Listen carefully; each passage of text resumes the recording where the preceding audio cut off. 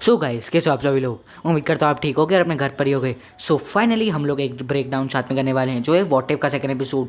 और ये एपिसोड भाई बहुत ज़्यादा मस्त था। इसके एनिमेशन तो भाई नेक्स्ट लेवल ही है, क्योंकि ये सीरीज मार्वल की है तो ऐसा ऑब्वियस ही है। सो इस वाले एपिसोड में होता है कि अगर व्हाट इफ तचाला वो स्टार लॉर्ड, तो ज़्यादा टाइम वेस्ट नहीं करते हुए चले बढ़ते हैं इस अमेजिंग वीडियो की तरफ को। तो दोस्तों एपिसोड की शुरुआत होती है वॉचर के नरेशन से, और वॉचर के नरेशन को हम बाद में बात करेंगे। पहले चलते एपिसोड की तरफ। दोस्तों एपिसोड की शुरुआत में हमें गार्डियंस ऑफ गैलेक्सी की तरह ही मोराक दिखाया जाता है, जहां स्टार लॉर्ड नहीं बल्कि हमारा टीचाला भाई है। जो टीचाला जो है फिर उधर ही हमेशा की तरह स्टार लॉर्ड वाली सीन होती है जहाँ की वो पावर स्टोन चुराने की कोशिश करता है, और टीचाला जो है पावर स्टोन चुरा ही लेता है। उसी टाइम जो है इसमें बताया नहीं गया कि इन्फिनिटी स्टोन है, पर हम अपना अजम्पशन लगा रहे हैं, और उसी टाइम आ जाता है बोरैक द परस्यूअर। इसके बाद गोराज द परसूर जब उससे पूछता है कि तुम कौन हो तिचाला लॉर्ड से, तो कहता है मैं स्टार लॉर्ड द तिचाला हूँ। तो उसको देखते ही वो शॉक हो जाता है हमारा गोराज कि भाई ये इतना फेमस बंदा मेरे सामने इस वाले यूनिवर्स में जो कंपैरेटिवली हमारा तिचाला द स्टार लॉर्ड है वो हमारे वाले स्टार लॉर्ड से ज़्यादा फेमस है। इसी के बाद जो गोराज है वो उसके सामने नील डाउन करता है। और भाई ये सीन बहुत ज़्यादा फनी था, क्योंकि उसका character guardians of the Galaxy में एकदम ही ज़्यादा अपोजिट दिखाया गया है हमें। तो ये सीन देखकर बहुत ज़्यादा मज़ा आता है। इसके बाद गोराज और तिचाला वहाँ से टीम अप करके निकलते ही है, और वहाँ बाहर जाते ही उन्हें दिखता है कि बहुत सारे लोग उनको मारने के लिए रुके हैं। इसके बाद हमारा जो ये है योंडू वहाँ आ जाता है और अपने एरो सिस्टम की मतलब भाई पूरी वाटी लगा देता है। पर ये सीन को ज़्यादा डेडली नहीं दिखाया गया, क्योंकि ये शो एकदम PG-13 है।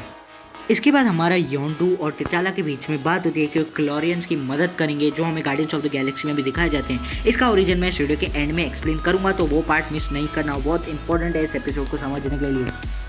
आगे हम बात करते हैं कि टीचाला को कैसे उठाया जाता है। टीचाला को काफ़ी ज़्यादा क्यूरियोसिटी होती है कि आखिर बाहर है क्या, पर जो है टीचाला जो फॉर्मर किंग था उसने बोला कि इसके बाहर हम लोग नहीं जा सकते, इंसान काफ़ी ज़्यादा खतरनाक और दर्दनाक होते हैं। पर जो है टीचाला नहीं सुनता, और वो जो है उस शील्ड के उस प्रोटेक्शन कवर के बाहर निकलता है। और जैसे ही वो बाहर निकलता है, और इसके बाद तचाला जैसे ही उस जगह से बाहर आता है, वकांडा के फोर्स फील्ड से बाहर आता है, वकांडा के एरिया से बाहर आता है, वैसे योंडू के लोग वहाँ से उसे उठा लेते हैं, जो कि और कोई नहीं होते हैं ग्रैगलिन और हमारा डेथ मेकर। उसके बाद हमें मालूम पड़ जाता है कि योंडू ने कहा था ईगो के बेटे को उठाने को, पर भाई ये लोग किसी को उठा के लेके उनको खुद को भी मालूम नहीं। फिर वो एक ऐसा रीज़न बताते हैं जिससे ये पूरी बात जस्टिफाई हो जाती है कि वो उसको क्यों उठाते हैं।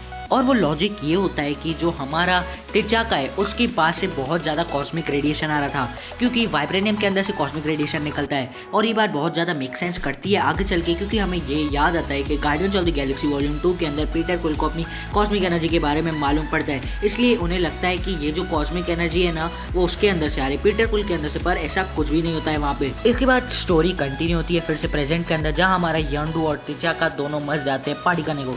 उसके बाद वहाँ वो बहुत सारे वर्ड्स का यूज़ करते हैं, जिनमें से एक वर्ड होता है डानिक्स कोड, और ये स्क्रल से बहुत ज़्यादा डीपली रिलेटेड है, क्योंकि वो उनका होम वर्ल्ड होता है और वही उनका कैपिटल होता है। स्क्रल्स वहीं पर रहते हैं, पर बाद में इसका नाम चेंज कर दिया जाता है कॉमिक्स के अंदर, जो कि मुझे इन्फॉर्मेशन मिली नहीं, वरना मैं आपको बता देता। इसके बाद हमें ये भी बताया जाता है कि जो वहाँ पे एक और भी प्लेनेट का नाम मेंशन होता है, जो भाई इतना डिस्गस्टिंग है, वहाँ कीड़े मकोड़े रहते हैं, तो भाई वहाँ पे कौन जाना पसंद करेगा। लेकिन नेक्स्ट वाले सीन में हमें बताया जाता है कि MCU का सबसे शरीफ आदमी और कोई नहीं, वो थैनोस ही है। और इस यूनिवर्स में थैनोस रेवेंजर्स का पार्ट होता है।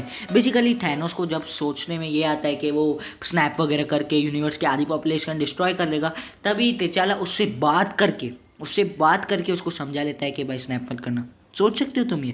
और इसके बाद हमें ये भी बताया जाता है कि जो अपना थैनोस है वो इसमें यूनिवर्स में एकदम प्योर हो, बिल्कुल इविल नहीं है। और हमें ये भी बताया जाता है इस यूनिवर्स में ड्रैक्स द डिस्ट्रॉयर, जो ड्रैक्स द डिस्ट्रॉयर है, जिसका नाम ही ड्रैक्स द डिस्ट्रॉयर है, वो एक बार टेंडर है। Could you believe it? क्योंकि जैसे ही क्री उसके प्लैनेट को अटैक करते हैं, वैसे ही तिचाला जो है उसे आके बचा देता है। भाई तिचाला ने इस यूनिवर्स में क्या नहीं किया, क्या कोई मुझे बता सकता? और इसके बाद वाले सीन में हमें दिखाया जाता है नेबुला द ब्रोकर। भाई इस यूनिवर्स में क्या चल रहा है किसको कुछ भी नहीं मालूम है। इसके बाद नेबुला द ब्रोकर जो है हमारे स्टार लॉर्ड को मिशन देती है कि तुम्हें हमारे कलेक्टर से एमेसिस और जेनेसिस चुरा के लाना है। जेनेसिस बेसिकली कॉमिक्स के अंदर अपोकलिप्स की एक काइंड ऑफ फ्रेंड हो सकते हैं, आप ऐसा कह सकते हो, और वो बहुत ज़्यादा पावरफुल है। और इसकी पावर्स बेसिकली ये है कि वो मतलब ग्रास वगैरह को, मतलब प्लांट्स वगैरह को कंट्रोल करना जानती है। अब आप में से बहुत लोग सोच रहे हो कि इस एपिसोड के अंदर गमोरा का है, तो बेसिकली गमोरा इस एपिसोड के अंदर है ही नहीं, क्योंकि हो सकता है जब हमारा थैनोस शरीफ बन गया हो तो गमोरा अपनी किसी पर्सनल मिशन पे निकल गई हो ये सोच के कि थैनोस अब उसके कोई काम नहीं आने वाला है। इसके बाद तिचाल लॉर्ड कुछ भी करके योंडू को कन्विंस कर लेता है इस मिशन के लिए, और इसके बाद जैसे ही वो वहाँ पे पहुँचते हैं कलेक्टर के पास, वहाँ हमें मालूम पड़ता है कि कलेक्टर की सेफ्टी, उसकी सारे सामानों की सेफ्टी और कोई नहीं हमारे थैनोस भैया का ब्लैक ऑर्डर कर रहा है।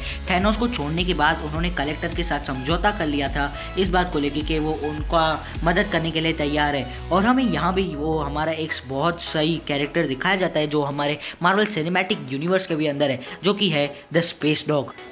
इसके नेक्स्ट वाले सीन में जो हमारे योंडू होते हैं, योंडू और हमारी नेबुला वो कलेक्टर का ध्यान भटकाने की बहुत ज़्यादा कोशिश करते हैं, पर भाई कलेक्टर को भी आपने ऐसा वैसा कैरेक्टर समझा है क्या, वो सारी बात समझ जाता है कि वो उनको डिस्ट्रैक्ट कर रहे हैं। इसके बाद हमें वहाँ पे दिखाया जाता है हॉवर्ड द डक। भाई ये इतना मस्त कैरेक्टर है ना कि भाई इसको देखते ही बहुत ज़्यादा हंसी आने लगती है। इसके बाद जैसे ही कलेक्टर को समझता है कि वो उसे पागल बना देते हैं कि उसी हमारे पूरे अपने स्पेसशिप के अंदर ये घोषित कर देता है कि यहाँ से कोई भी बंदा ना बाहर से आना चाहिए ना कोई जाना चाहिए। इसके बाद हमें बहुत सारे स्पेसशिप्स दिखाए जाते हैं, जिनमें से तो भाई बहुत सारे स्टार वॉर्स के रेफरेंसेस भी थे। इसके बाद हमारे तचाका को दिखता है अपना ब्लैक पैंथर यानी वकांडा का स्पेसशिप, जहाँ पे उसे ये पता चलता है कि वोंडू ने उसे झूठ कहा था, उसका प्लेनेट डिस्ट्रॉय नहीं हुआ है, उसका प्लेनेट अभी भी एग्जिस्ट करता है, और वहाँ का राजा यानी उसका फादर उसे अभी भी ढूंढ रहा है कि उसका बेटा अभी कहाँ चला गया है।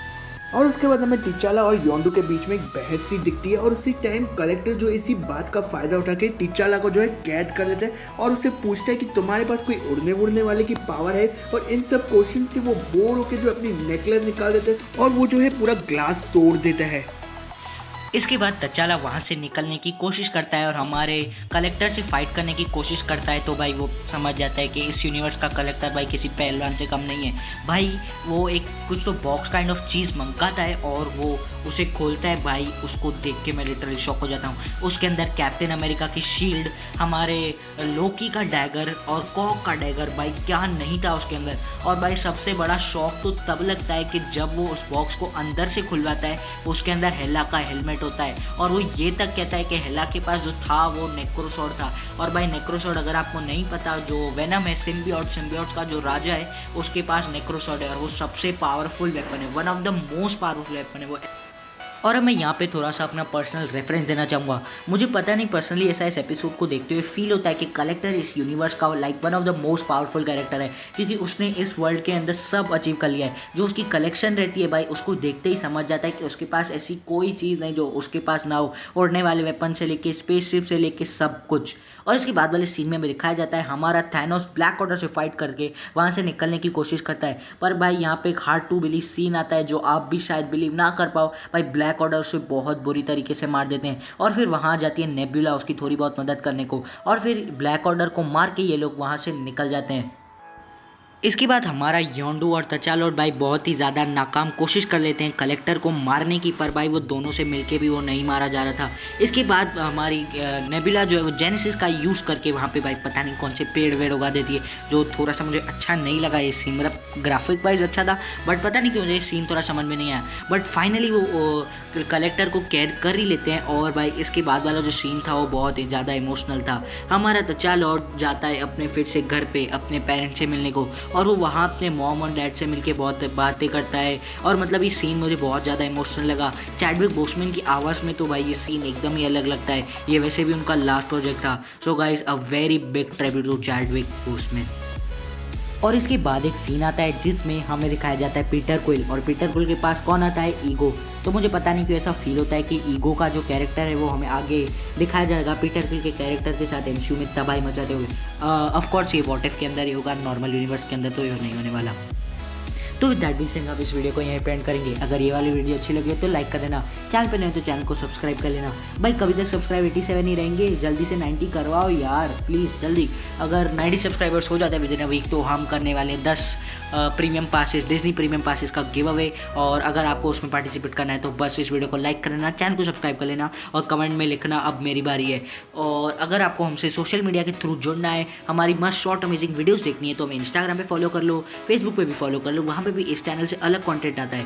और अगर हमसे आप बात करना चाहते हो डिस्कॉर्ड ज्वाइन कर सकते हो। And I am super hero expose and you are a real super hero. Piece.